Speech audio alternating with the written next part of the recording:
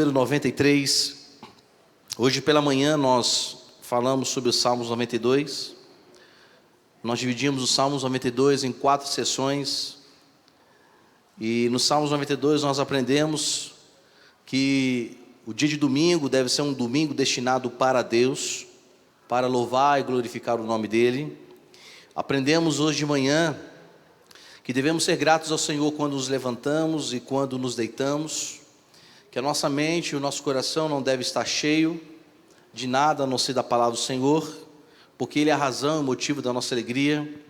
Falamos também, meus irmãos, que as obras dEle são maravilhosas, são grandes demais, e Deus é tão maravilhoso, tão poderoso, que existem momentos que a vontade dEle confunde a nossa mente. Também falamos amanhã desse dia, que o tolo, ele não consegue compreender as coisas de Deus. Na verdade, o tolo, o insensato ou ignorante, ele não consegue nem entender que existem momentos que Deus não poderá ser explicado em suas ações. Existem momentos que as ações de Deus não serão iluminadas na nossa mente ao ponto de compreendermos. Também nós falamos, meus amados irmãos, que o nosso Deus é quem nos dá força. Na terceira sessão, que essa força que Ele nos dá é como fôssemos um touro, um boi selvagem. Ele renova as nossas forças, Ele coloca sobre nós o seu óleo fresco como um bálsamo. E também falamos que muitas vezes nós vemos os nossos inimigos, os inimigos de Deus, crescendo de uma forma exponencial, assim, sem precedentes, vai crescendo e crescendo. Mas também aprendemos nessa manhã que toda iniquidade, toda maldade, todo homem mau, ele tem o seu dia, tem o seu limite e tem o seu fim. Toda maldade, ela não tem poder de autossustentação, falamos na manhã. E também terminamos dizendo, meus irmãos, que o justo, o servo de Deus, ele é como uma palmeira, ela é graciosa, é frondosa. Vimos também, hoje de manhã, que o servo de Deus, ele é como cedro, firme, é uma madeira muito usada para casco de navio na época de sustentação de templo, foi usado como adornos também no templo do Senhor. Então esses são os servos do Senhor. E finalizamos o Salmo 92 falando que Ele é a nossa rocha, a nossa sustentação, a nossa fortaleza. Ele é quem de fato nos coloca de pé, é quem nos dá motivação, é quem nos faz prosseguir. Diante disso, podemos compreender então o que o salmista, no Salmos 93, ele vai falar sobre 3 assuntos importantes, e são 3 sessões nesse Salmos 93. Ele diz o seguinte, que reina o Senhor, Ele se revestiu de majestade, o Senhor se revestiu de poder e se cingiu, firmou um mundo que não vacila. Verso 2, o teu trono está firme desde a antiguidade, Tu és desde a eternidade. A segunda sessão vai tratar que os rios se levantam ao Senhor, levanta os rios o seu bramido, levanta os rios o seu fragor, mas o Senhor nas alturas é mais poderoso do que o bramido das grandes águas, do que as poderosas ondas do mar. E ele termina a sessão desse salmo dizendo: os teus testemunhos são fidelíssimos, a tua casa convém a santidade, Senhor, para todo o sempre. E todos dizem amém. Obrigado, presbítero Rocha, pelas orações, e que eu seja um instrumento de Deus para a edificação da sua igreja por intermédio da palavra. Meus irmãos, não diferente do Salmos 92, e também é um salmo de louvor a Deus. Na verdade, esses salmos poderiam até ser uma continuidade dos salmos de número 92. Interessante que o Salmos 93, na verdade, ele divide alguns assuntos em relação aos salmos. A primeira parte dos salmos, desde os salmos 90 até o 93, nós vamos perceber as ações de Deus que são totalmente poderosas. Foi lido aqui também, Salmos 91, que esse Deus é poderoso, é quem nos guarda, é quem nos livra. O Salmos 91 vai tratar sobre a sublimidade do poder de Deus. Ele está muito alto, é muito altíssimo, Ele é poderoso, e podemos realmente nos esconder nas asas dEle. No Salmos 92 vai dizer por que eu devo ir à casa do Senhor, por que eu devo participar do culto ao Senhor. que o culto, ele não tem esse efeito de ser em casa. O culto precisa ser na congregação, precisamos compartilhar, precisamos estar presentes. Apesar que hoje de manhã eu dei graças a Deus pela mídia, pelo departamento de mídia, que faz as transmissões do culto, né, aqui na 3 de maio, mas a verdade é, meus irmãos, se eu tenho condições, saúde, estar na casa do Senhor, eu preciso estar na casa do Senhor. Eu não posso usar a internet, o YouTube como desculpa ou justificativa em não estar na casa do Senhor e estar reunidos com os irmãos. Então o Salmos 92 vai tratar justamente isso, mas o Salmos 93, ele faz agora justamente esse divisor de águas. Ele vai mostrar que Deus é poderoso, deve ser adorado, deve ser exaltado. Mas agora, do Salmos 93, praticamente até o Salmo 101 ou até mais, ele vai mostrar a grandeza, o poderio desse Deus que nós adoramos, glorificamos e exaltamos. Então o Salmos 93 é um hino de louvor ao Senhor, é uma gratidão, um reconhecimento do porquê e de quem nós adoramos. Então ele vai retratar que Deus é essa realeza, Deus é esse rei, é esse soberano, é o Deus que é adorado porque Ele é o Criador de todas as coisas. E esse salmista, ele vai justamente declarar que o Senhor, Ele reina sobre todas as coisas. Não há governo que Ele não reina, não há exércitos que Ele não venha reinar. A verdade é que todos os planetas são reinados por Deus, até mesmo porque todos eles foram estabelecidos e criados pelo próprio Deus. Toda a natureza foi criada por esse Deus poderoso. Todo ser que respira, Salmo 150, verso 6, deve louvar ao Senhor. Apesar que existem muitos homens e mulheres nos dias de hoje que não reconhecem que Deus deve ser adorado, mas a verdade é, o fato dele respirar deveria adorar ao Senhor. Não tem como negar isso. Deus os criou, então toda a criação o adore e o adore. O foco desses salmos também é mostrar que no reinado de Deus, há um poder exercido por Ele.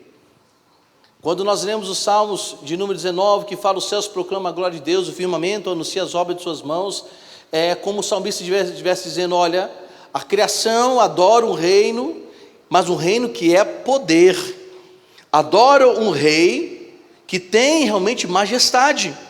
Então o foco desses Salmos 93 vai revelar justamente isso. Esses Salmos, meus irmãos, ele também foi escrito num período, ou provavelmente foi escrito num período muito difícil para Israel. Atribui-se que Israel neste momento, ou o salmista estava escrevendo no momento do Império Babilônico. De todos os impérios que Israel esteve submetido ou escravizado, para mim, o Império Babilônico foi o pior. Por quê? O Império Egípcio revelou que um homem se achava a encarnação de um Deus.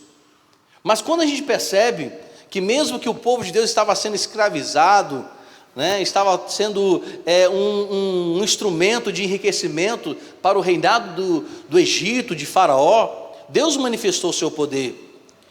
Apesar que o Egito tinha muitas crenças, mas de forma direta o Egito não interferiu muito na teologia, podemos dizer assim, né, em relação a Israel, não infiltrou muito na mente de Israel, mas o Império Babilônico, meus irmãos, infiltrou de forma sensível na mente de Israel. Para os irmãos terem ideia, foi no Império Babilônico que se começou a ter ideia da hierarquia de demônios e anjos. Então os babilônicos eram muito estudiosos, eram excelentes filósofos, apesar que o Império Grego, com sua cultura, também influenciou muito as questões cristãs, o protestantismo, um pouco depois ainda influencia, mas para mim o babilônico, para o povo de Israel, foi o pior de todos eles. E esses salmos escrevem justamente isso, que este povo também estava, de uma certa forma, sendo minados pelas ideias babilônicas. Mas aqui o salmista fala que não são também as ideias babilônicas que são poderosas, não são os reinados dos impérios que são poderosos, mas ele vai colocar aqui, que diante dessa agitação política do Império Babilônico, há um Deus que cuida do seu povo, há um Deus que cuida da sua nação escolhida por Deus, há um Deus que cuida dos seus filhos, E o que está acontecendo hoje no Brasil? Existe muita agitação política, existem muitas ideias políticas, culturais, mas eu quero falar para a igreja do Senhor Jesus Cristo: Deus ainda reina nessa agitação política, Deus ainda reina nessas agitações ideológicas, Deus ainda continua sendo poderoso, Senhor, Criador, e ninguém pode destroná-lo, porque Ele é eterno. Ao Senhor. Então o salmista, ele vai retratar justamente também esse período. De forma geral, a expressão que ele usa é a expressão que este povo, no meio da agitação, precisa parar, frear um pouco, respirar, olhar para o alto e adorar. Talvez você precisa parar um pouco, frear, respirar e adorar. Esse salmista, meus irmãos, eu me alegro muito com ele, porque ele vai tratar que de forma ou que forma o Senhor Deus emprega o seu reinado.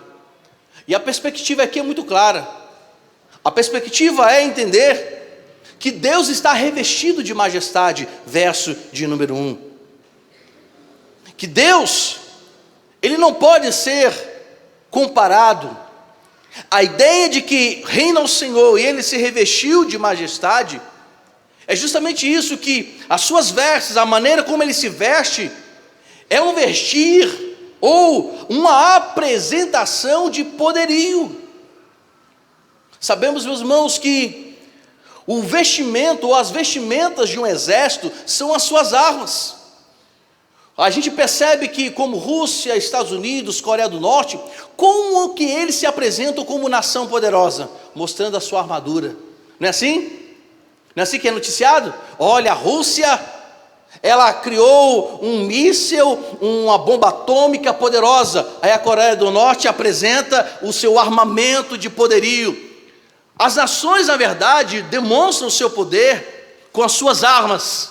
Deus fala: pois aqui, eu reino e não preciso de armas, eu não preciso de nenhum instrumento bélico. Eu digo que eu me revesti de majestade, eu me revisto, auto-revisto de poder, não preciso apresentar armas, eu apenas apresento quem eu sou. Aí a diferença de um Deus para as nações. Então esses salmos, ele trata justamente sobre isso, que não há comparação, porque Ele se revestiu de poder, Ele se auto-cingiu.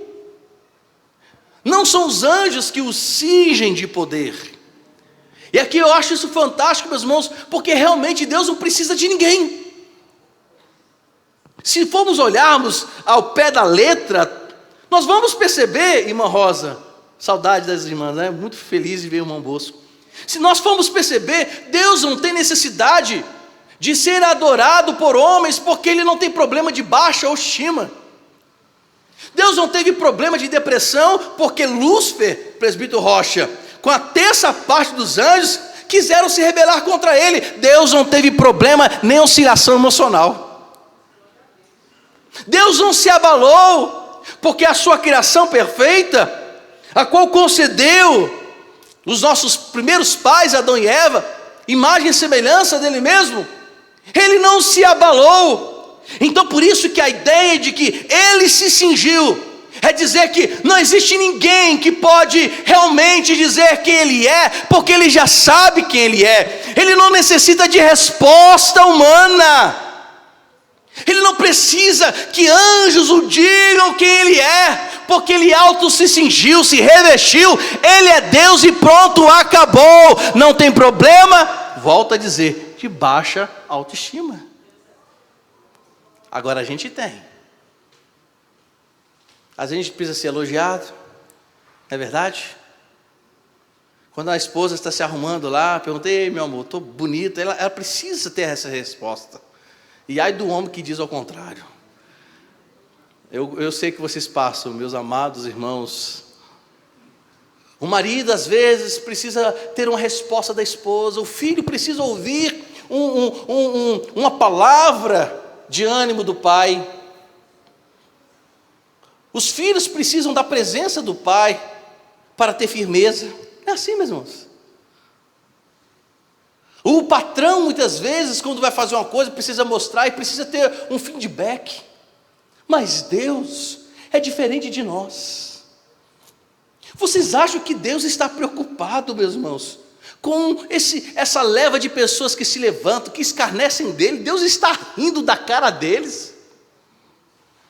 Você acha que Deus está abalado? As pessoas estão apostatando. Deus não está abalado, porque o único que pode cingi-lo é Ele mesmo. Ele não precisa nem mesmo se olhar no espelho, como nós olhamos para ver a imagem. Então a ideia do salmista, o primeiro verso, é que ele não necessita de respostas. Ele é Deus e Senhor. Ele se cingiu, foi Ele mesmo quem se vestiu, foi Ele mesmo que se auto-preparou. Não há necessidade de respostas humanas ou de criação. Ele é Deus, poderoso, soberano e autossustentador de todas as coisas. Eita, até aleluia, dão glória. Quando a gente lê, meus irmãos, Isaías capítulo de número 40, meus irmãos, é muito rico Isaías 40. Isaías 40 é como se fosse um hino de melodia cantada, reconhecendo, perguntando: quem é que quem fez o Senhor? Quem é que o disse alguma coisa? Quem Ele é? Quem vocês podem usar como comparação a Deus? Quem que pode se igualar a Ele? Essas são as perguntas que Isaías 40 faz. Quem é que pode se comparar a Deus? Quem é que pode realmente dizer como Ele deve andar? Então, nessa primeira sessão do Salmos 93, é o reconhecimento do homem em relação a esse Deus autossuficiente, poderoso, incomparável. De fato, Ele é rei, e isso justamente é a ideia de reinar. O conceito de reino no Antigo Testamento em relação a Deus é aquele que faz sem precisar de ter respostas de alguém. A ideia de reinar no Antigo Testamento é dizer, é eu operar sem necessidade de perguntar. Por isso que o salmista coloca que ele é rei. E na estrutura desses salmos, ele vai mostrar que na criação ele é rei, em todas as coisas ele é rei, mas não rei qualquer, ele é rei excelso. Olha só o que diz o verso de número 2: o teu trono está firme desde a antiguidade. A ideia de desde a antiguidade é dizer que o seguinte: no reinado de Deus, em nenhum momento dos impérios ele foi abalado. O Israel, o povo de Deus, passou por vários impérios, foi escravizado por vários impérios: Império Egípcio, Babilônico, Império Assírico, Médio-Persa, Império Grego, Romano. Agora vemos uma potência, que está tendo um grande problema de poder ser diluído no seu poder, que são os Estados Unidos, que está aí a China, não é verdade, meus irmãos? Investindo em alta escala, pegando pesado, para que a moeda americana perca o seu poderio de valor. Mas e Deus? Em nenhum desses governos, em nenhum desses impérios, o trono de Deus foi abalado. Em nenhum desses momentos, o Senhor Deus perdeu a sua fortaleza. Em nenhum desses momentos, o trono do Senhor sequer, meus irmãos, recebeu uma fissura. Então aqui o salmista está dizendo que o império dele, o reinado dele, não é uma coisa atual. A verdade é que ele poderia substituir a palavra antiguidade, que não haveria problema, desde a eternidade. Então, antes de existir os impérios, os reinados, o seu trono já estava estabelecido. Ele já era Senhor sobre nós. Quando os homens começaram a ter conhecimento das coisas e das causas, Deus já era Deus. A verdade é que Deus é antes de arcanjo Miguel, é antes dos querubins, é antes dos serafins, é antes de todas as coisas. Por isso que o seu trono é inabalável e é eterno. Mas na segunda sessão,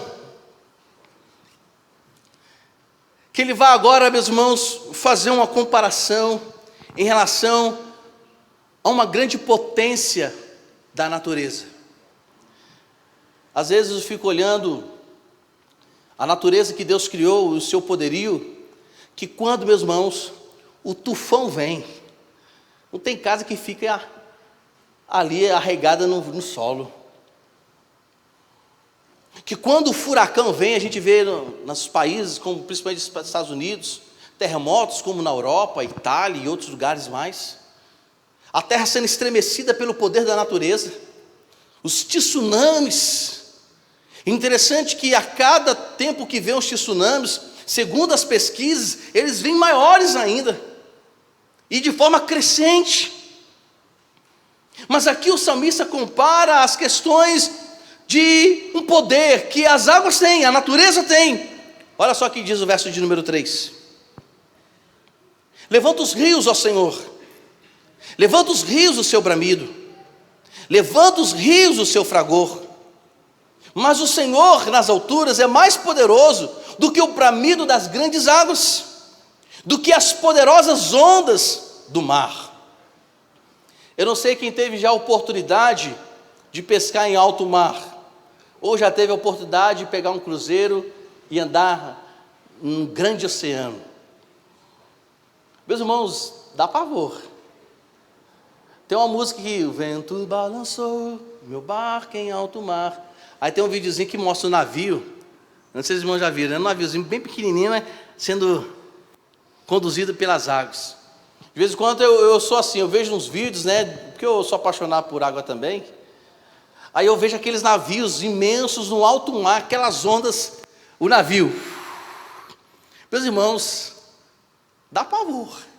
Eu não sei você, mas dá um, não, irmã Deda? Dá um trocinho. Me recordo quando eu estava pescando no alto mar em Angra dos Reis. A gente achava que era nadador, até o dia que a água provou que, diante das águas bravias, não existe melhor nadador, e nem navio que suporta as grandes ondas. Não existe, meus irmãos, nenhuma estrutura, quando a água quer bater, quem é que pode segurar? Ninguém.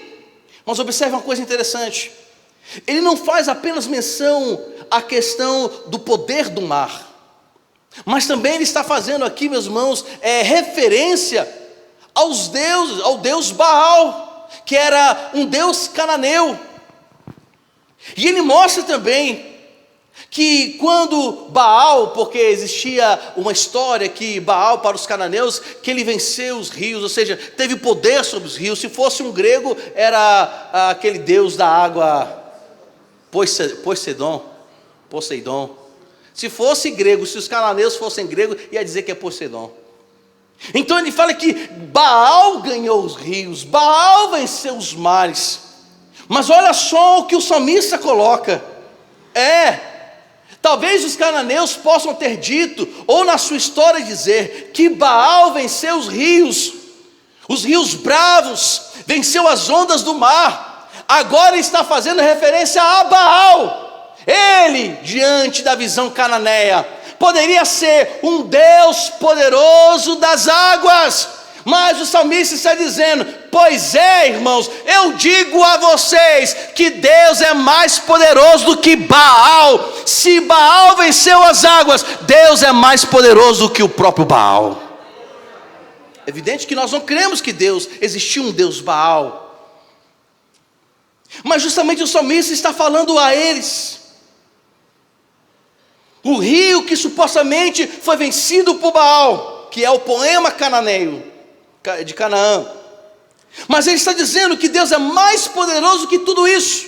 Olhando para os dias de hoje, podemos olhar para as ondas do mar, para o tsunami ou qualquer outra manifestação da natureza usando o elemento, a água como elemento.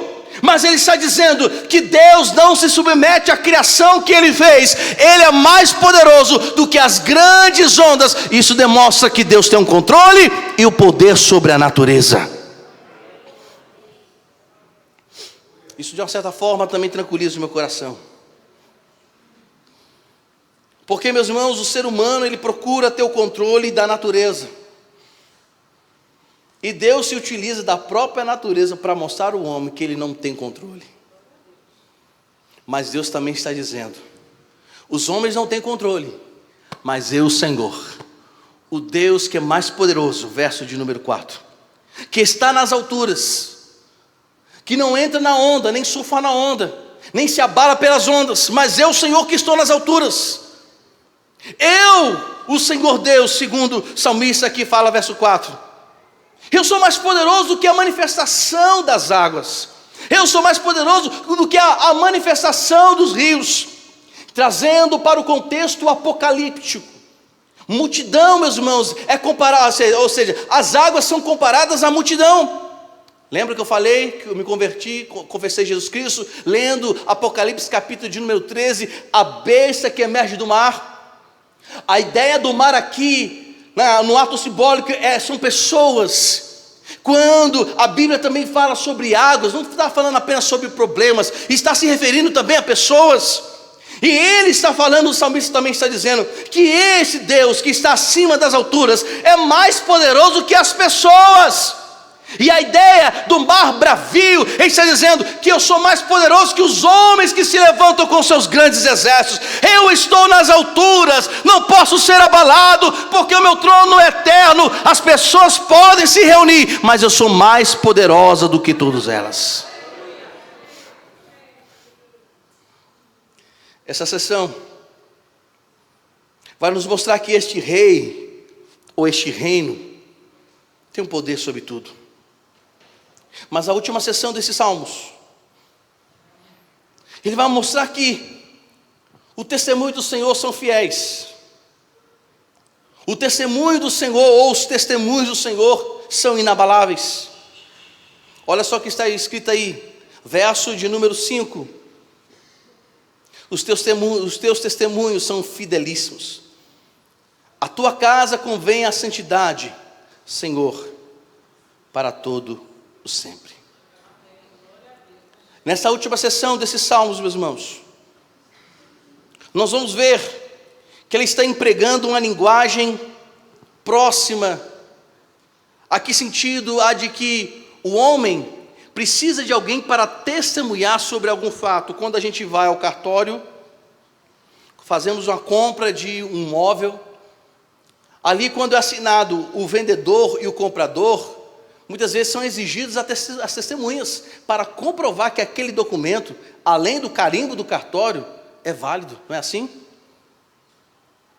A gente não precisa ter algumas testemunhas quando a gente vai conversar com uma pessoa teimosa, uma pessoa que muitas vezes gosta de distorcer as palavras, não é assim? Você não sempre chega com uma testemunha para que ela seja realmente a julgadora, né? Ou aquela que vai observar se é verdade ou não o que está sendo falado. Pois é.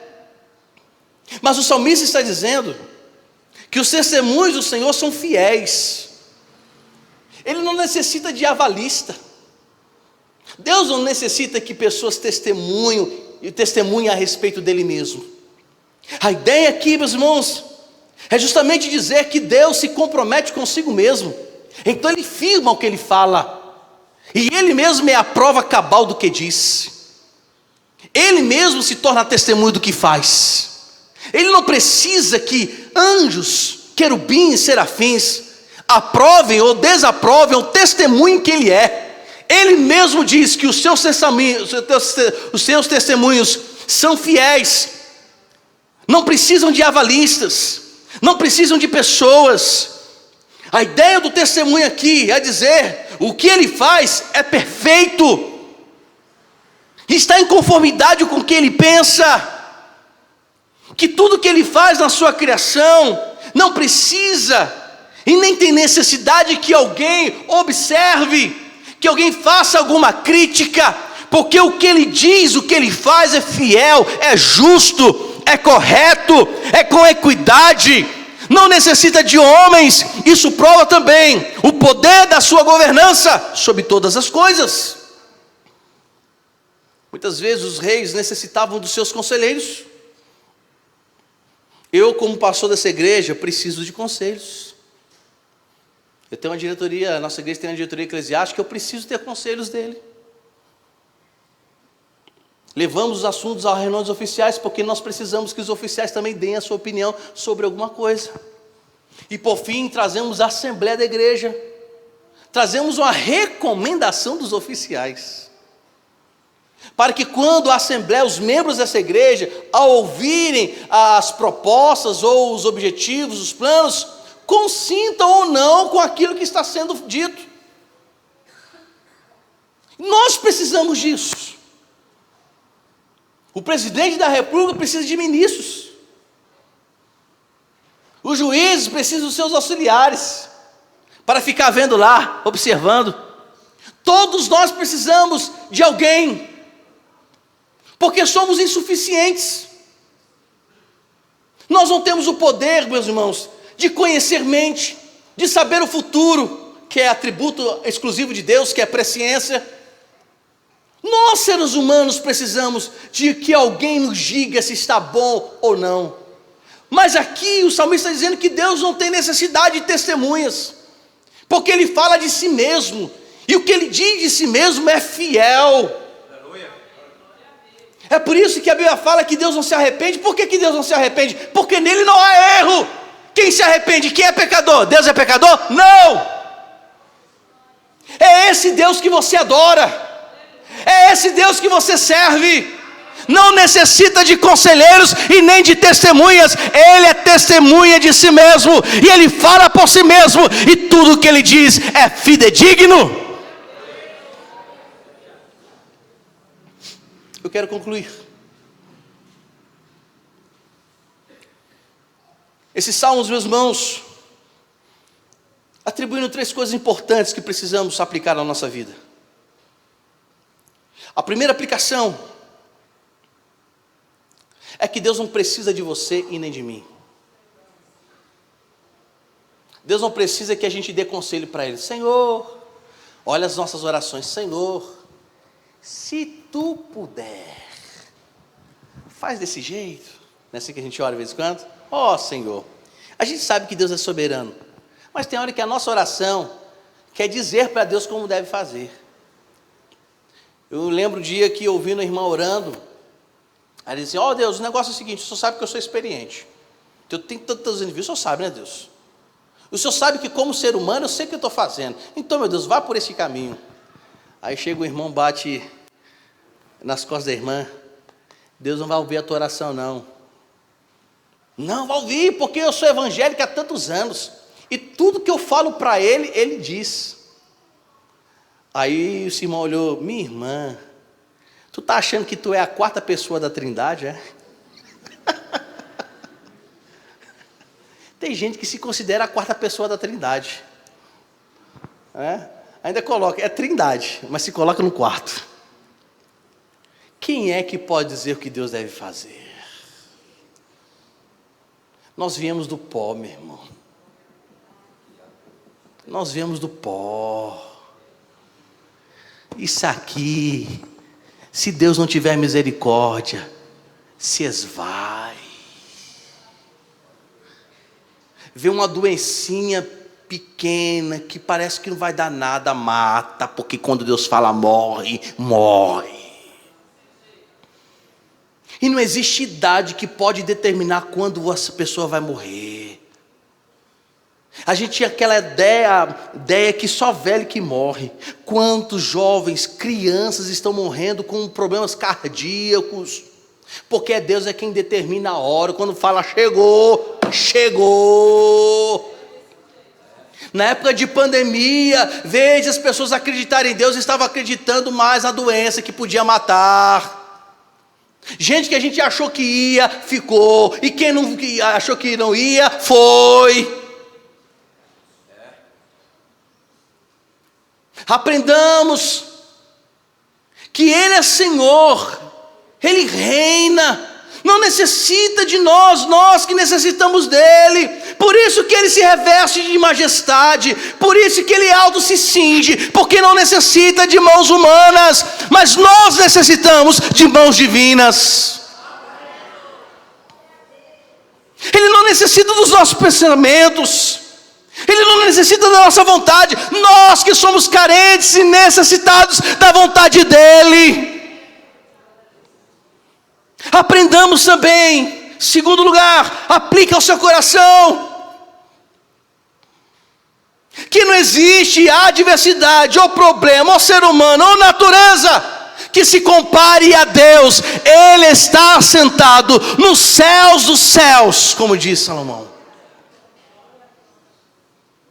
O trono dele está estabelecido nos céus dos céus.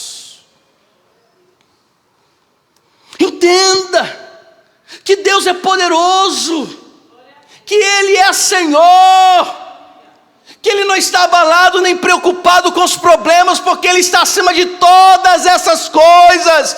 E nós que somos os seus filhos, precisamos confiar nele e entender que Ele é quem domina sobre nós e nos controla, e sabe de todas as coisas, e tem o poder em suas mãos. O cetro de poder está com Ele.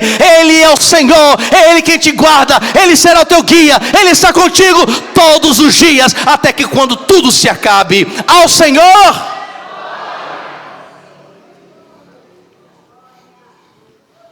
Eu disse hoje de manhã que tem muita gente depressiva de tanto ouvir má notícia. É porque não lê mais a Bíblia, não vem para a igreja mais orar, para louvar o Senhor. Aí se enfurna dentro de casa, liga o radinho, a televisão e fica lá, se alimentando com aquilo que não pode produzir vida nem salvação. Os rios podem se levantar, as ondas podem se levantar, mas o Senhor é mais poderoso do que tudo. Os problemas se levantam, mas o Senhor é mais poderoso do que eles. As situações chegam, mas o Senhor é mais poderoso do que eles. Hoje de manhã citei um verso da palavra do Senhor: o choro dura uma noite, mas a alegria vem.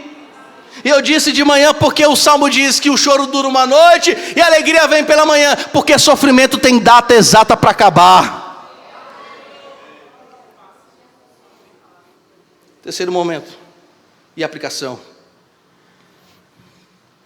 O Senhor Deus é tão poderoso que é Ele quem estabelece ou estabeleceu todas as coisas, e ninguém pode abalá-lo. Por isso que Ele é mesmo a testemunha, Ele é o testemunho fiel. Os seus testemunhos, a sua palavra, o que Ele diz é fiel. Mas Ele vai terminar dizendo algo importante. E é por isso que devemos estar diante dEle com santidade. É por isso que devemos estar diante dEle com vida no altar. A tua casa convém a santidade. Precisamos entender, meus irmãos, que muitas vezes sofremos de forma mais profunda, angustiante, porque não temos vivido uma vida de santidade. A vida de santidade nos fortalece em meio às tribulações. A vida de santidade, Márcio, faz com que a gente enxergue muito mais que os problemas. A vida de santidade nos faz perceber que somos podres, pecadores, pior de todos eles. Mas a santidade também nos faz ver que há um Deus que está no controle desse Brasil, que a gente não sabe para onde vai. O vento está soprando, mas deixa eu falar uma coisa também: o vento da aflição sopra, mas também o vento do Espírito também sopra. O vento dos problemas sopram, mas o Espírito também está soprando. E no bom sentido aqui, sabe aonde eu quero surfar? Falando das águas, eu prefiro andar no vento e no sopro do Espírito. E para que isso ocorra, o que precisamos viver? Vida de santidade, vida de comunhão com Deus. Para percebermos que Ele está no alto e sublime trono, precisamos viver em convivência com Ele. Porque se nós não estivermos em convivência, intimidade com Ele, meus irmãos, a nossa boca só vai proferir porcarias, só vai proferir problemas, porque o coração está cheio disso. Mas se o seu coração estiver cheio da palavra do Senhor, você poderá dizer: ainda que eu ande pelo vale da sombra da morte. É perceptível o vale da sombra da morte? Você consegue sentir até mesmo na pele a sombra da morte? Consegue, mas você está seguro, porque Ele estará contigo todos os dias. Mas só é percebido isso com vida de santidade. Uma vida sem santidade, a pessoa só percebe o vale da sombra da morte, mas não percebe que Deus está com ele. Está vendo a diferença? A vida de santidade nos leva a isso. A vida de santidade nos faz apenas observar o que está acontecendo humanamente falando. Mas uma vida com santidade nos faz perceber que há uma eternidade. A vida sem santidade nos faz murmurar todos os dias, reclamar todos os dias. Mas uma vida com santidade nos faz agradecer: Senhor, Tu tens sido misericordioso, Tu tens sido bondoso, o Senhor tem sido generoso. Grandes são as aflições dos justos, mas muito obrigado, Senhor, porque Tu nos fortalece.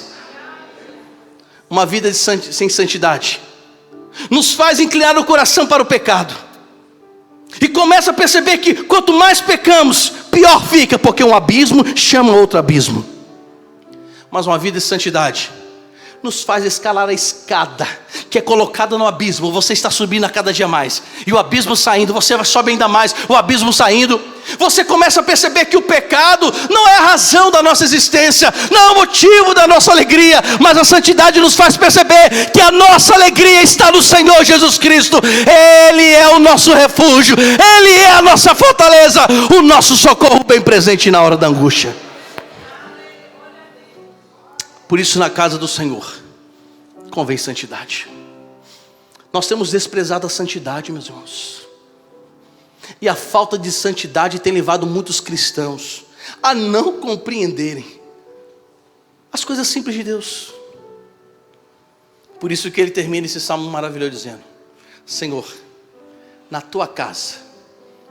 E quando ele fala sobre casa, ele está falando sobre intimidade mesmo, sobre casa. Ninguém abre a porta para um estranho.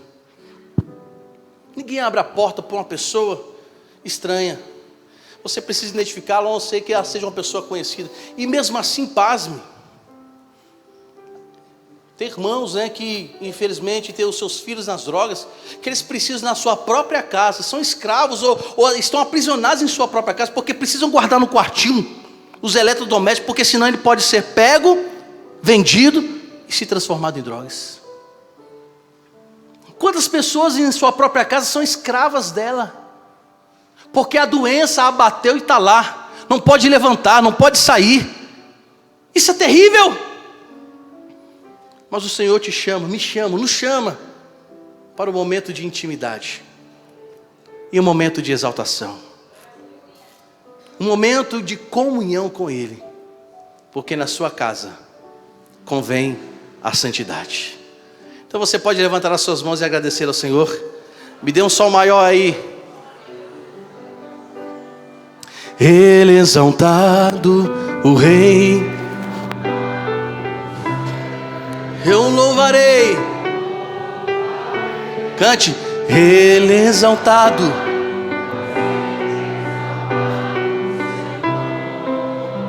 se coloque de pé e cante. Eu louvarei.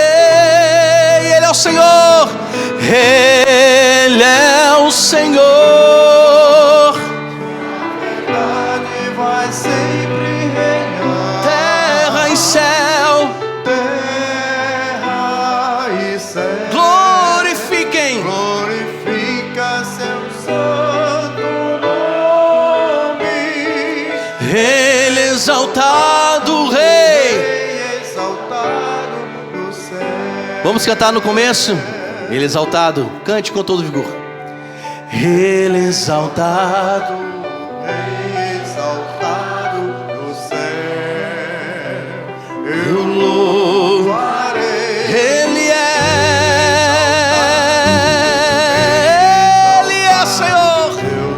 poderoso Deus. Louvarei, eu louvarei. Ele é o Senhor, sua verdade vai sempre reinar.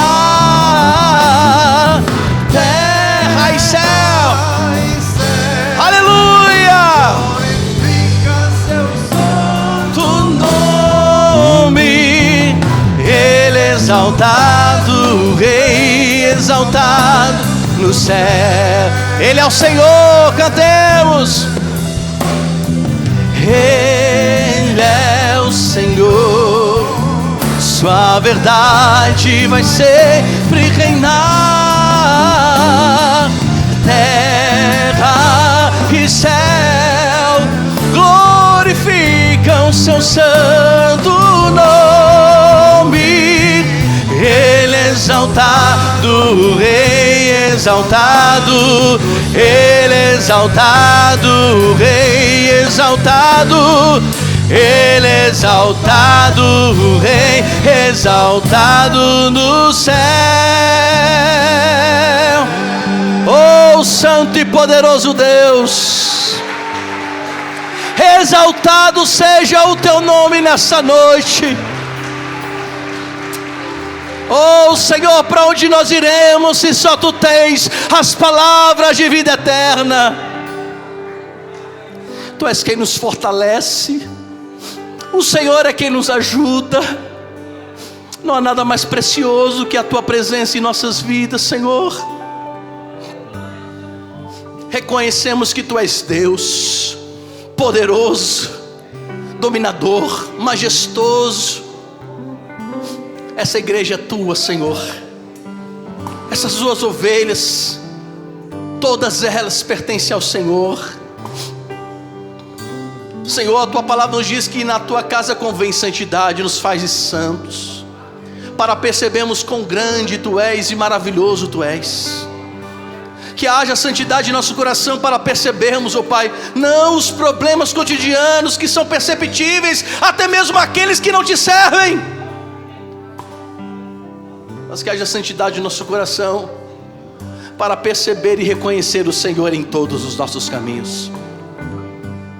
Na autoridade que é em teu nome, Jesus Cristo, eu peço a tua bênção sobre essa igreja. Que o Senhor os fortaleça, os guarda, os livre de todo mal. Que eles percebam a tua majestade todos os dias em suas casas. Ao deitar e ao se levantar, eles percebam o Senhor. Eu peço-te, Deus, nessa noite, ó Senhor, satisfaça, Senhor, o teu coração através das nossas ações, que glorifiquem e exaltem o teu nome. Que tenhamos uma semana plena na tua presença, ao dormir, ao acordar, ao levantar, ao brincar, como cantam as crianças. Que glorifiquemos o teu nome, exaltemos o teu nome, ó Altíssimo Deus. E que possamos em todo tempo, Senhor, entender que tu és Rei, soberano, e tudo o Senhor está no controle. É assim que nós oramos, agradecidos, no nome santo de Jesus. Ao Senhor, ao Senhor, ao Senhor toda. Que o Senhor os abençoe. Pode se assentar em nome santo de Jesus.